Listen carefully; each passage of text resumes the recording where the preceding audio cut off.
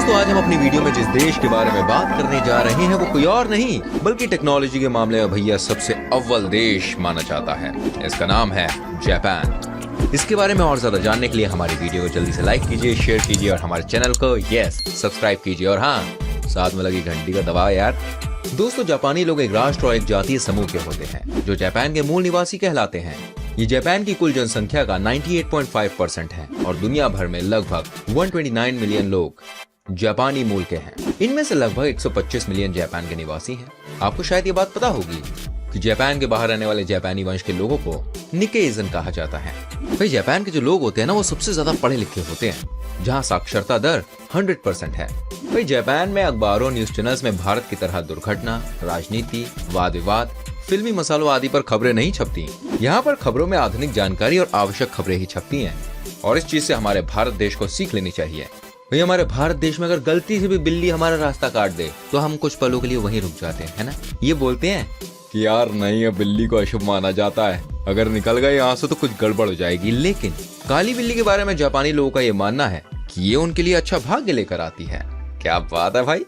वैसे आप इस बारे में क्या ख्याल रखते हैं? हाँ कमेंट करके बताइए और साथ में बताइए आप किस शहर से हमारी वीडियो देख रहे हैं। अच्छा ये बताइए कि आपने वेंडिंग मशीन के बारे में सुना है? अगर नहीं तो कोई बात नहीं, हम आपको बताते हैं ना। वही वेंडिंग मशीन वो मशीन होती है जिसमें सिक्का डालने से कोई चीज आदि निकल आती है, जैसे कि नूडल्स, अंडे, केले आदि। जब आप जापान में होंगे ना तो इन मशीनों को हर जगह पाएंगे। यहाँ हर सड़क पर होती है और जापान में लगभग 55 लाख वेंडिंग मशीन्स हैं, जो कि अपने आप में उसके आगे की सोच को दर्शाती है। अच्छा क्या आप जानते हैं कैप्सूल होटल क्या है? भाई कई बार आपने ट्रेवल के दौरान आराम करने के लिए सिर्फ एक बेड की जरूरत महसूस की होगी और देखिए जापान ने इसका समाधान भी ढूंढ निकाला है। यहाँ कैप्सूल्स होटल बनाए गए जिसमें सिर्फ एक बेड जितनी जगह होती है और साथ में वाईफाई और टीवी जैसी सुविधाएं भी रहती हैं। ज्यादातर कैप्सूल सिर्फ पुरुषों के लिए ही हैं। मैं आपको बताना चाहूंगा दोस्तों, जापान के ऑफिसों में काम के दौरान सोना स्वीकार योग्य नहीं माना जाता है, क्योंकि ऐसा माना जाता है कि व्यक्ति ज्यादा काम करने की वजह से थक गया है और ब्रेक ले रहा है। यहाँ जानना जरूरी है कि जापान के लोगों को विश्व का सबसे मेहनती इंसान माना जाता है। आपको बता दें कि टाइटैनिक दुर्घटना में बचे जापानी व्यक्ति को उसके देश वालों ने डरपोक कहना शुरू कर दिया था, क्योंकि वो दूसरे यात्रियों की तरह मरा नहीं। मतलब हद है यार। और साथ में मैं आपको बता दूं, जापानी ट्रेन दुनिया की ऐसी ट्रेनों में से एक है जो एकदम राइट टाइम पे चलती है। हमारी तरह नहीं, राइट टाइम बोल के 6 घंटे रेलवे स्टेशन पर बैठा दिया और अगर लेट होती भी है वहां तो औसतन सिर्फ 18 सेकंड के लिए। बताइए कमाल है ना। जापान के 70% क्षेत्र में पहाड़ हैं। यहाँ 200 से ज्यादा ज्वालामुखी हैं और ये ऐसा इकलौता देश है। जापान के मेटाबॉल लॉ के अनुसार 40 साल से ज्यादा उम्र के पुरुषों की कमर 33.5 इंच से ज्यादा और औरतों की 35.4 इंच से ज्यादा नहीं होनी चाहिए। ये स्केल यहाँ के सरकारी कर्मचारियों का मोटापा जांचने के लिए रखी गई है। हालांकि तय मापदंड से ज्यादा होने पर कोई फाइन नहीं लिया जाता, बल्कि उन्हें फिट रहने के लिए टिप्स दिए जाते हैं। इसलिए ये कभी भी ना भूलें कि जापान में मोटा होना गैर कानूनी है। वैसे ऐसा लॉ अगर हमारे देश में आ जाए तो जिनकी कमर कमरे बन चुकी हैं वो शायद भाई सही लाइन पे आ जाए। आप जानते हैं जापानी स्कूल के नियम बेहद ही अजीब है। आइए आपको बता देते हैं क्या है इसके नियम।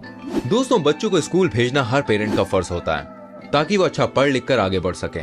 स्कूल में बच्चों को हमेशा ही अच्छी बातें सिखाई जाती हैं और इस मामले में जापान के स्कूल बहुत आगे हैं, जो अपने नियमों के चलते हमेशा सुर्खियों में बने रहते हैं। आज हम आपको जापान के स्कूल्स के बेहद रोचक तथ्यों की जानकारी देने वाले हैं यहाँ, जो आपको चौंका देंगे। आइए आपको बता देते हैं क्या है इसके नियम। मैं आपको बताना चाहूंगा जापान में स्कूल के दौरान कोई भी छात्र डेट पर नहीं जा सकता। साथ ही क्लास में किसी लड़की से कोई रिश्ता भी नहीं रख सकता। ये सब इसलिए किया जाता है जिससे बच्चे का ध्यान न भटके और उस पर कोई भी बुरा असर ना पड़े। जापानी स्कूलों में छात्रों के लिए मोबाइल के इस्तेमाल पर सख्त मनाही है। यहाँ तक कि स्कूल के पार्किंग एरिया में भी छात्र के मोबाइल इस्तेमाल करने पर कड़ी रोक है। और इतना ही नहीं, अगर कोई बच्चा महीने में 5 दिन से ज्यादा देरी से आता है तो उसे पूरे महीने स्कूल की सफाई करने की सख्त सजा दी जाती है, जिससे हर बच्चा स्विमिंग सीखे और ये बहुत इंपॉर्टेंट है वहाँ पर। यहाँ लड़कियों के गहने पहनने पर भी सख्त मनाही है। वहीं छात्रों के नियमों के मुताबिक मेकअप, नेल पेंट और आईब्रो भी सेट करवाने की इजाजत नहीं है। दोस्तों जापान के स्कूलों में सर्दी में शर्ट के ऊपर कोई भी रंग बिरंगी जर्सी पहनकर नहीं आएगा और ना ही स्कूल ड्रेस में किसी तरह का स्टाइल सेट करेगा। बता दें आपको बताना चाहूंगा, यहाँ पर 5 हफ्ते के लिए समर वेकेशंस होती हैं और जापान में हर साल लगभग 1500 छोटे बड़े भूकंप आते हैं, मतलब कि हर दिन 4। अब आप ये सोच रहे होंगे कि भाई जापान फिर भी इतना आगे कैसे है, तो मैं आपको बताना चाहूंगा इसकी वजह है वहाँ की टेक्नोलॉजी। दोस्तों मुसलमानों को नागरिकता न देने वाला जापान अकेला राष्ट्र है। यहाँ तक कि मुसलमानों को जापान में किराए पर मकान भी नहीं मिलता। अब भला ये क्या बात हुई? जापान के किसी विश्वविद्यालय में अरबी या अन्य कोई इस्लामी भाषा नहीं सिखाई जाती है। कुत्ता पालने वाला प्रत्येक जापानी नागरिक उसे घुमाते समय अपने साथ एक विशेष बैग रखता है, जिसमें वह उसका मल एकत्रित कर लेता है। इससे गंदगी नहीं फैलती। जापान में 10 साल की उम्र होने तक बच्चे को कोई भी परीक्षा नहीं देनी पड़ती। ये बात सुन के यहाँ के बच्चे तो भाई गदगद हो जाएंगे। साथ में आपको बता दूं, जापान में बच्चे और अध्यापक एक साथ मिलकर क्लासरूम को साफ करते हैं। ये तो बहुत अच्छी बात है। और जापान के लोगों की औसत आयु दुनिया में सबसे ज्यादा 82 साल की है। दोस्तों, जापान में 100 साल से ज्यादा उम्र के 50,000 लोग हैं। और जापान में जो किताबें प्रकाशित होती हैं उनमें से 20% कॉमिक बुक्स होती हैं। जापान में 1 जनवरी को नववर्ष का स्वागत मंदिर में 108 घंटियां बजाकर किया जाता है। और साथ में बता दूं, जापान में एक ऐसी बिल्डिंग भी है जिसके बीच से हाईवे गुजरता है। सही सुना आपने। जापान चारों ओर से समुद्र से घिरा होने के बावजूद भी 27% मछलियां दूसरे देशों से मंगवाता है, क्योंकि भाई वहां मछलियां बहुत ज्यादा खाई जाती हैं। जापान में 90% मोबाइल वाटरप्रूफ्स हैं, क्योंकि ये लोग नहाते समय भी फोन का यूज करते हैं। वैसे कई लोग ऐसा हमारे देश में भी करने लगे हैं। दोस्तों, जापान में सबसे ज्यादा सड़कें ऐसी हैं जिनका कोई नाम नहीं है। और अब हम आपको जापान की ऐसी टेक्नोलॉजी के बारे में बताएंगे जो आपको चौंका देगी। दोस्तों, दुनिया में टेक्नोलॉजी के मामले में जो देश सबसे आगे है वो है जापान। दुनिया में कई देश हैं और सभी देश किसी न किसी चीज में आगे हैं, लेकिन जापान कुछ ज्यादा ही अलग है। और जापान भाई हर एक व्यक्ति जरूर जाना चाहेगा। अगर आप भी कभी जापान जाते हैं तो आप देखिएगा वो दुनिया से कितना अलग है। Superb umbrella. बारिश में अक्सर लोग अपने साथ छाता रखते हैं। अगर कहीं बारिश भी आ जाए तो वो छाते का इस्तेमाल करके अपने शरीर को पानी से बचा लेते हैं, लेकिन साइड से भीगी जाते हैं। और जापानियों के पास आइडियाज की कोई कमी नहीं है। वहां कुछ ऐसे छाते हैं जो आपके शरीर को पूरी तरह से कवर कर लेते हैं। ब्रिंग पे ब्रेल लिपि। दोस्तों, ब्रेल लिपि के बारे में तो आप जानते ही होंगे। जो मनुष्य देख नहीं सकता उसे ब्रेल लिपि की मदद से सब सिखाया जाता है। आपको ये बात जानकर हैरानी होगी कि अगर कोई अंधा जापान में ड्रिंक खरीदे तो वो कैसे जान पाएगा कि उसने क्या ऑर्डर किया था, ये वही ड्रिंक है कि नहीं है। तो जापान ने इस बात को बहुत ही आसान कर दिया है। जापान में हर एक ड्रिंक की बोतल पर ब्रेल लिपि छोटे छोटे बिंदुओं के रूप में छपी हुई होती है, जिसे छूकर अंधे भी पहचान जाते हैं कि ये वही बोतल है जो उसने ऑर्डर की थी। लेकिन इसके लिए अंधे व्यक्ति को ब्रेल लिपि का ज्ञान होना चाहिए, तभी तो वो पहचान पाएगा। Transparent Coca Cola. दोस्तों, आपने कोका कोला तो जरूर पी होगी और इसका रंग भी काला होता है, आप तो जानते ही हैं। पर क्या आप जानते हैं जापान में कोका कोला का रंग ट्रांसपेरेंट होता है। आपको पता भी नहीं लगेगा कि कोका कोला बोतल के अंदर पानी है या कुछ और है। इस देश की लड़कियां डायपर पहनकर आती हैं ऑफिस। ये बात बड़ी अजीब है। दोस्तों, जापान एक ऐसा देश है जिसे पूरी दुनिया में हार्ड वर्किंग के लिए जाना जाता है। यहाँ के लोग अपने काम को लेकर बड़े दीवाने, और खासकर लड़कियां तो हद से ज्यादा। यहाँ की लड़कियों को काम का इतना जुनून है कि वो अपनी सेहत तक से खिलवाड़ कर बैठती हैं। वो काम करने में इतनी मशगूल हो जाती हैं, डूब जाती हैं कि इस दौरान भाई टॉयलेट तक नहीं जाती। और टॉयलेट से बचने के लिए वो ऑफिस डायपर पहन कर आती हैं। मैं अपने कानों पर यकीन नहीं कर पाया जब मैंने ये सुना, ताकि उनको काम में प्रॉब्लम ना हो, उन्हें बार बार उठ के जाना ना पड़े। यार, ऐसा तो नहीं होना चाहिए कम से कम।